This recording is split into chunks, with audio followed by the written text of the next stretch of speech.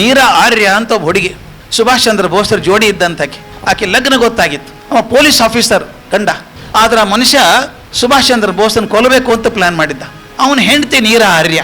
ಆಕೆ ಗೊತ್ತಾತು ನನ್ನ ಗಂಡ ಸುಭಾಷ್ ಚಂದ್ರ ಬೋಸ್ನ ಕೊಲ್ಲಿಕ್ಕೆ ಹೋಗ್ತಾನ ಅಂತ ಹೇಳಿ ಆಕೆ ತನ್ನ ಗಂಡನ ಕೊಲ್ತಾಳ, ಸುಭಾಷ್ ಚಂದ್ರ ಬೋಸ್ನ ಉಳಿಸ್ಕೊತಾಳ. ಇದು ಪ್ರಜ್ಞಾನ, ಇದು ಮೌಲ್ಯ. ನನ್ನದು ಮುಖ್ಯ ಅಲ್ಲ, ದೇಶ ಮುಖ್ಯ. ಒಬ್ಬ ಸುಭಾಷ್ ಚಂದ್ರ ಬೋಸ್ ಸಿಗೋದು ಅಪರೂಪದ, ಸಾಕಷ್ಟು 1000 ಮಂದಿ ಸಿಗ್ತಾರೆ. ಅವ್ನು ಉಳಿಸ್ಕೋಬೇಕು, ಗಂಡ ಹೋದ್ರು ಅಡ್ಡಿ ಇಲ್ಲ ಅಂತ ಮಾಡಿದ್ಲಲ್ಲ. ಯಾರು ನೆನೆಸ್ತೀವ್ರಿ ಯಾಕೆನ?